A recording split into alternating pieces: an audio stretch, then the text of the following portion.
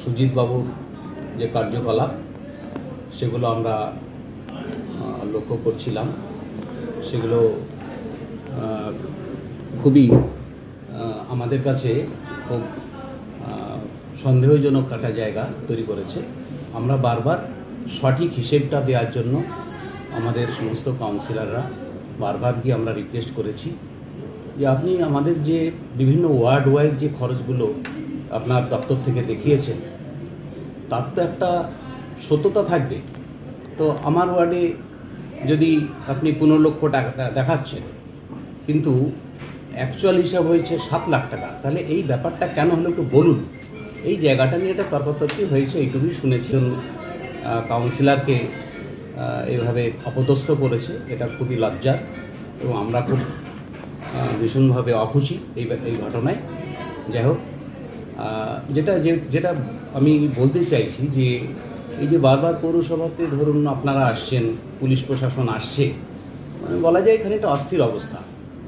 এটার জন্য আমার মনে হয়েছে যে আমার অভিজ্ঞতার কথা বলি। 16/3/2022 আমরা কাউন্সিলর হিসেবে শপথ নেওয়ার পরে আমরা আশা করেছিলাম যে আমরা যে ওয়েস্ট বেঙ্গল যে BM অ্যাক্ট, সেই অ্যাক্ট অনুযায়ী পৌরসভা চলে এবং সেই জন্য আমরা খুব আনন্দ উল্লাসে বই টই কিনে পড়াশোনাও করে নিয়েছি।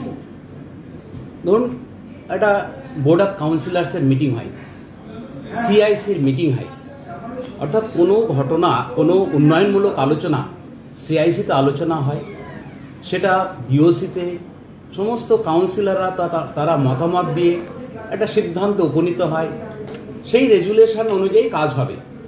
কিন্তু আমরা দেখলাম সেই শুরু থেকে আজ অবধি আমরা কাউন্সিলররা মতামত ওই দিনে খুব চেঁচামেচি করে দিই, কিন্তু লিপিবদ্ধটা অন্যভাবে হয়। চেয়ারম্যান একা যেটা মনে করে যে কাউন্সিলররা যা বললো বলুক গে, আপনি আপনার মতো করে এইভাবে একটা রেজুলেশন করুন, দিয়ে একটা টাইপ করা।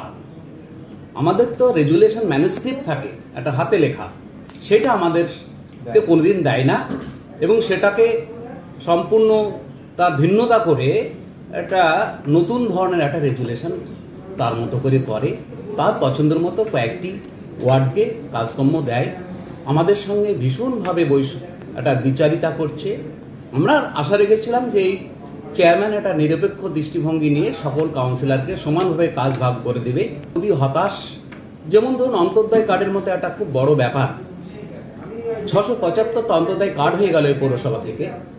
তো আমরা 20টা কাউন্সিলর জানতেই পারলাম না। ওর পছন্দের 5টি কাউন্সিলরকে নিয়ে তাদের ওয়ার্ডের 675টা, ওই 5টা ওয়ার্ড মিলে সেটা লিস্ট করে পাঠিয়ে দিল। কত বড় মানে বৈষম্য ভাবুন তো।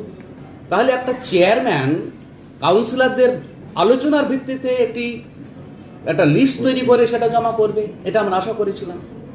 আজকে DW ডেলি ওয়ার্কার যে ওয়েজের যে কর্মচারী নিয়োগ, যেটা কোনো ওয়ার্ডে দেখলাম একটি ওয়ার্ডে 10খানা দিয়ে দিয়েছে, তো একটা ওয়ার্ডকে 1খানা দিয়েছে, আর একটা ওয়ার্ডকে 2খানা দিয়েছে।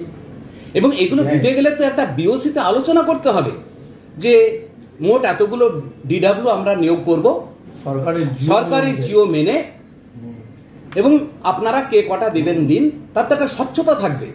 চেয়ারম্যানের বাড়িতে গিয়ে যদি কেউ সুন্দর করে বলতে পারলো কোনো কাউন্সিলর তার জন্য 5খানা অ্যালাউড হয়ে গেল, এটা তো আইন হতে পারে না। আমরা যেটা লক্ষ্য করছি যে পৌর আইন মেনে কিন্তু এই পৌরসভা চলছে না। কাউন্সিলরদের কোনো সিদ্ধান্তকে গুরুত্ব দেওয়া হচ্ছে না। BOC মিটিংটা একটা ফার্স, ওখানে আলোচনাটা একদম মানে তার কোনো মূল্যই থাকে না, কারণ সম্পূর্ণ পাল্টিয়ে ফেলে। সুতরাং এইভাবে তো চলতে পারে না। ধরুন কোন একটা কাউন্সিলর 2 কোটি টাকার উপর কাজ পাচ্ছে, তো আমরা সেখানে পাচ্ছি 20 লক্ষ টাকা। এবার সেই কাজগুলো ভাগ করে আমাদের ঘাড়ে দিয়ে দিচ্ছে যে আপনার ওখানে 5 লাখ টাকার কাজটাকে সেটা 15 লাখ টাকা দিয়ে দিচ্ছে। আমার মা ক্যান্টিন, সরকারি যে সমস্ত সাধারণ কাজ, সেগুলোকে যারা ওনার পক্ষে কথা বলে না তাদের ঘাড়ে সব দিয়ে দিচ্ছে যে আপনার 2টো মা ক্যান্টিন করে দিয়েছি। অন্য ওয়ার্ডের কাজ আমার ওয়ার্ডের মাথাতে ঢুকিয়ে দিচ্ছে। এগুলো কি চলছে? এগুলো একটা চেয়ারম্যান তো একটা স্বচ্ছতার উপর দাঁড়িয়ে থাকবে, সে BM অ্যাক্টের উপরে দাঁড়িয়ে থাকবে থেকে শুরু করে। যেমন ধরুন 2টো বাস কিনলো, এত বড় একটা ব্যাপার। তো আমাদেরকে লোকে জিজ্ঞেস করছে যে আপনারা দুটো বাস কিনলেন। তো আমরা পাবলিকদের সামনে বলছি যে হ্যাঁ এটা হয়েছে দেখলাম, আমরা কিন্তু কিছু জানি না। দুটো বাস তার আলোচনা কোনো বিওসিতে কোনো সিআইসিতে আজ পর্যন্ত আলোচনা হয়, এখনো পর্যন্ত জানি না যে কোন ফান্ড থেকে ওটা নেওয়া হয়েছে। আমরা বারবার প্রশ্ন করেছি, তার কোনো উত্তর নেই। আমরা যারা সিআইসি আছি আমাদের কাজগুলো কনসার্ন সিআইসি গুলোকে ভাগ করে দিতে হবে।